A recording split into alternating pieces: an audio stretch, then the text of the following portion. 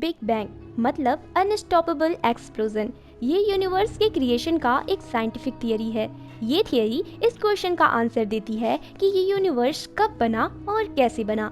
इस थियरी के अकॉर्डिंग कोई 15 बिलियन ईयर के पहले सभी फिजिकल एलिमेंट और एनर्जी एक पॉइंट में सिमटे हुए थे। इससे पहले क्या था यह कोई नहीं जानता। फिर इस पॉइंट ने फैलना शुरू किया। ये बिग बैंग किसी बम विस्फोट की तरह नहीं था। विस्फोट के बाद इसके प्रारंभिक कण पूरे यूनिवर्स में फैलने शुरू हो गए और तब से सभी कण एक दूसरे से दूर जा रहे हैं। इसी तरह कई सारे रिलीजन के ग्रंथ में बिग बैंग का उल्लेख मिलता है, लेकिन सनातन धर्म के ग्रंथों में आज के हजारों साल पहले बिग बैंग की थियरी दी गई, जो आज की थियरी से काफी हद तक मिलती जुलती है।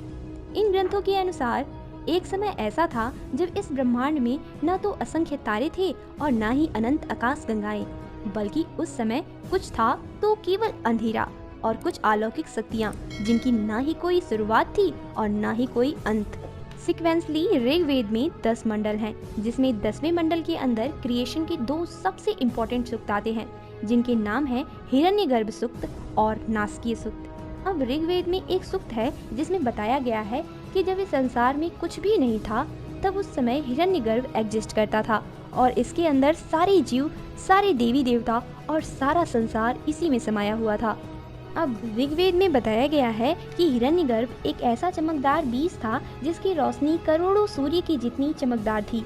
अब अगर हम सिंगुलैरिटी और हिरण्यगर्भ से कंपेयर करें तो ये दोनों ही ऑब्जेक्ट काफ़ी एक जैसे दिखाई देंगे।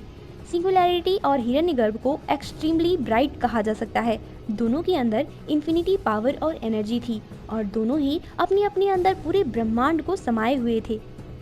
अब ऋषि हिरण्यस्तुपा अंगिरसा ने उसके अंदर चलने वाले 2 फोर्स के बैटल के बारे में बताया है, जिसमें एक फोर्स इंद्र थी जो इसे फैलाने का काम कर रही थी और वृत्रा इसे फैलने से रोकने का काम कर रही थी। और ये बैटल कई सालों तक चला, लेकिन एक समय ऐसा आया जब इंद्र ने वृत्रा को ओवरपावर कर दिया, जिससे हिरण्यगर्भ में इतना भयंकर विस्फोट हुआ कि इसके अंदर का सब कुछ एक साथ समस्त ब्रह्मांड में फैल गया और उस विस्फोट को ब्रह्मांड विस्फोट के नाम से वेदों में दर्शाया गया है।